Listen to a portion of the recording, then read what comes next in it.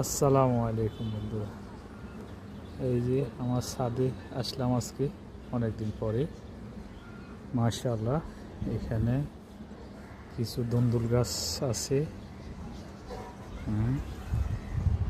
মোটামুটি ফুলও আছে। কিছু দুন্দুল ধরছে।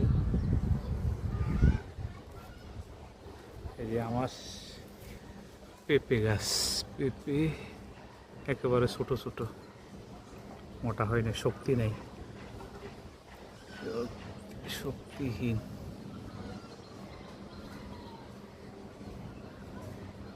ছাদে তো এখানে মাটি কম, তাই অত বেশি হচ্ছে না, গ্রো করছে না গাছগুলো।